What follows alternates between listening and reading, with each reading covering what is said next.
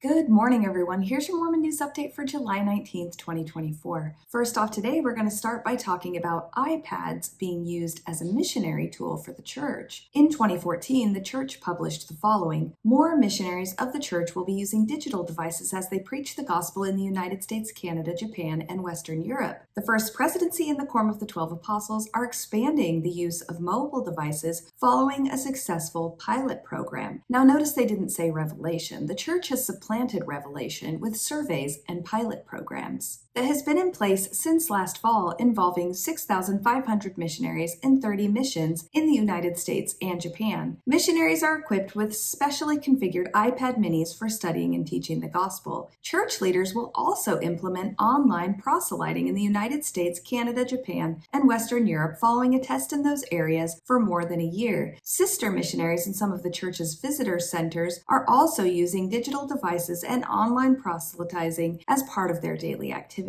Now, they only said sister missionaries when it came to the visitor center. Is it only sisters that get to serve at visitor centers? When I was a member of the church, I heard a rumor that they only call the hottest of sister missionaries to work at the visitor centers. I could not find any information about this on the church website, though, so at this point, it's just a rumor. Thousands of missionaries in 35 missions used either a mobile device or existing computers in church buildings, public libraries, or other approved locations to use social media such as Facebook. An emphasis will still be placed on their assigned areas. By early 2015, the church expects more than 32,000 missionaries in more than 162 missions will be using mobile devices. The expansion will begin later this year. The missionaries will be asked to buy their pre-configured iPad minis, which they can keep after their missions, much like they purchase and use their own bicycles. Those who can't afford the $400 devices will be offered assistance. It has been a wonderful experience, said Elder David F. Evans, a member of the 70 and executive director of the church's missionary department. We've learned that they're very effective tools for planning, for communicating with local leaders, for communicating with their mission president, and for keeping in contact with the investigators that are currently being taught and former investigators that they may have taught either in the same area or some earlier place. And we know in many parts of the world, the traditional forms of proselyting work very, very well. In some other places where technology and urban life has developed in such a way that people are on the internet and know the church isn't true.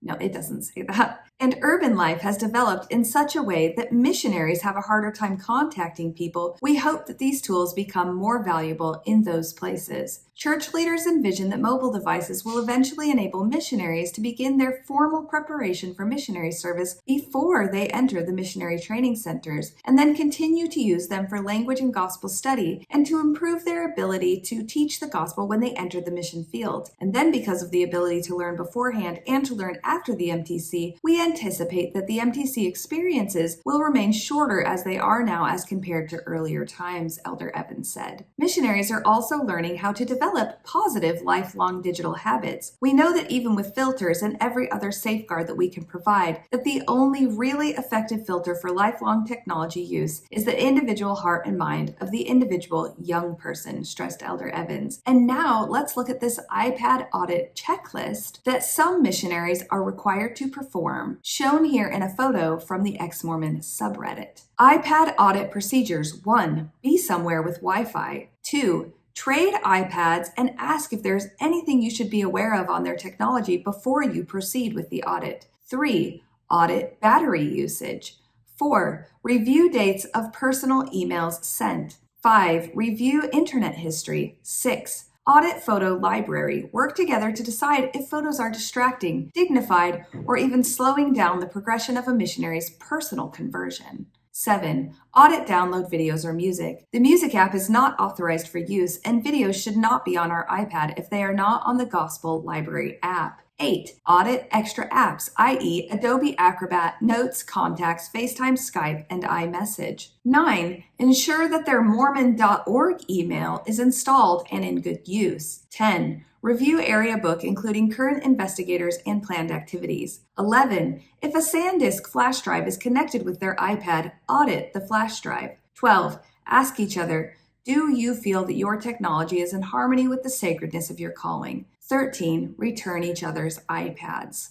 Dear Missionary Department, this is one of the reasons why people call the Mormon Church a cult. And now we will go to the church newsroom for an article entitled Church Announces Age Adjustments for Young Adults. The Church of Jesus Christ of Latter-day Saints has adjusted the range of ages for what is considered young single adults and single adults. The distinctions are just two of several terms the church uses to identify various age groups of its membership and to ensure access to the programs and content that are most appropriate and helpful for those audiences. The adjusted age ranges were sent in an official letter from the church's priesthood and family department, which oversees curriculum and programs and training for Latter-day Saints and leaders, on Thursday, July 18, 2024, to local leaders in the United States and Canada. Young single adult now refers to unmarried members ages 18 to 35, where available units for YSAs may include those ages 18 to 35. In areas with many YSAs, and particularly in YSA stakes, leaders may consider recommending an adjustment to provide award for members ages 18 to 25 and award for those ages 26 to 35. The term single adult now describes unmarried members ages 36 and older. Where units for single adult members are available, they may include those ages 36 to 45. The letter states that area presidencies should work with stake presidents to determine what is best for the single adult and young single adult wards in their areas, using the Leaders and Clerk Resources online tool to propose changes if needed. Leaders should consider how their decision impacts a single adult ward if a significant number of members ages 31 to 35 transition to a young single adult ward. As needed, bishops and other leaders should counsel with individual members. Institute classes are now available for ages 18 to 35. Classes will be divided by ages 18 to 25 and ages 26 to 35 unless the number of participants is insufficient to justify dividing the classes. The letter asks local leaders to please encourage young single adults to attend Institute, where they will find friends, feel a sense of belonging, and experience Christ-centered teachings. These age changes effective now will be published in chapters 14 and 37 of the General Handbook Serving in the Church of Jesus Christ of Latter-day Saints in the coming weeks. Along those same lines, the Winchester stake of the Church of Jesus Christ of Latter-day Saints has announced the creation of a new congregation to serve single adults aged 18 to 30 in the northern Shenandoah Valley and eastern panhandle of West Virginia. I have a feeling they're now going to have to change that from ages 18 to 30 to ages 18 to 35. According to a Thursday media release, the new Blue Ridge Young Single Adult branch will worship at noon Sundays at the LDS Church located at 399 Apple Pie Ridge Road near Winchester.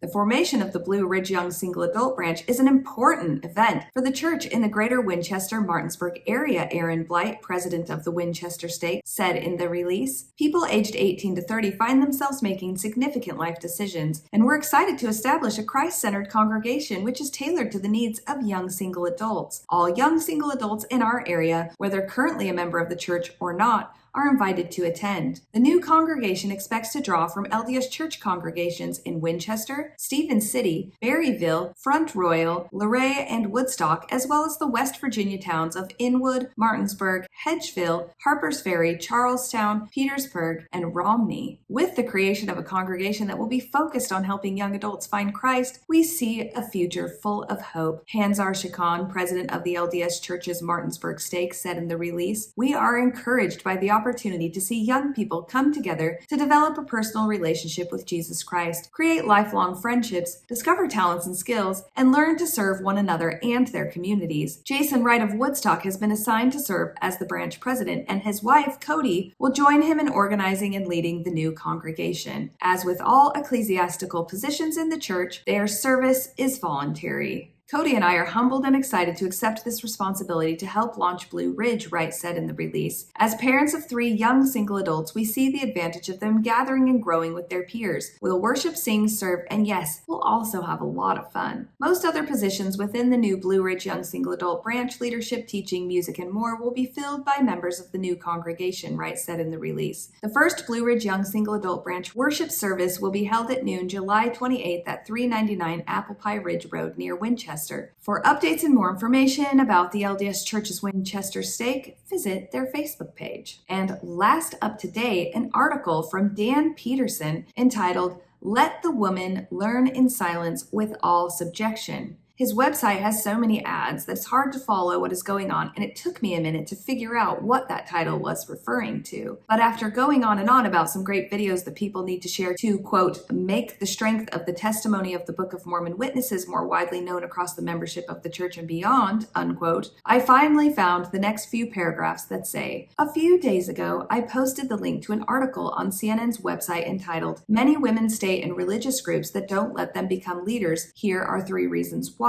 It opens with a female Protestant pastor who was upset by a letter from another woman. The author of the letter demanded to know by what right she called herself a pastor, given that the New Testament pretty clearly seems to disallow female church leadership or even women speaking in church. Further, the letter's author wanted to know why she was wearing her hair long and uncovered, when the Apostle Paul said that Christian women should either have short hair or keep it covered. The female pastor was upset by the letter. In fact, her congregation had already been thinking of withdrawing from the Southern Baptist Convention because of its unhappiness with the idea of women as preachers and pastors. It strikes me, and me as Dan Peterson though, that the female complaining about women as pastors, etc., was raising very good issues. Now he's going to put a huge disclaimer in here that means absolutely nothing because of what he's going to say after it. Please don't get me wrong. I have absolutely no problem with women wearing their hair long and uncovered in church. I have no reservations about women speaking in church, and I'm perfectly all right with women filling leadership roles within my church or, for that matter, anybody else's church. Thanks for your permission, Dan Peterson. I'm sure the women of the Mormon church are relieved to know that you will allow them to speak in church and wear their hair long. He goes on to say, I've said here before that if a revelation were to be received authorizing the ordination of women, I would have no objection whatever to ordaining them. Would they do as well as men in priesthood offices? I think that the answer is an obvious yes, and arguably they might in fact do much better, but their ability isn't the salient issue for me. Revelation is, and that's why I think that the complaining woman raised solid issues in her letter. The Church of Jesus Christ of Latter-day Saints is, in principle and in practice, open to continual revelation, which means that we are not entirely bound by biblical precedents. We can and do easily say that some practices were simply the result of, say, first century Jewish or Roman custom, and hence that they are no longer relevant to us. And speaking in purely objective terms, the Catholic Church is in a functionally similar position via the teaching magisterium of the Church, and particularly by means of councils of bishops and the ex cathedra authority of the Pope, drawing on unwritten tradition. The Catholic Church too is in a position to make changes that go beyond, or even in some sense and to a degree, set aside biblical constraints. But there are a host of Protestant churches claiming to use the Bible alone as their creed. Where the Bible speaks, we speak, goes a popular formula, and where the Bible is silent, we are silent. So my question is, how can a group of Christians who claim to follow the Bible alone justify allowing women to lead or even to speak or to wear long hair uncovered in church? Seriously, I'm curious, by what authority do they deviate from what seems to be clearly apostolic, at least Pauline, teaching? And I will now ask you a question, Dan. If you're in a church that does not strictly follow biblical teachings and can receive revelation to undo them, why has the church then not ordained women or allowed the marriage and sealings of gay people in the church? And that's my update for today, folks. I absolutely hope you have the day that you deserve.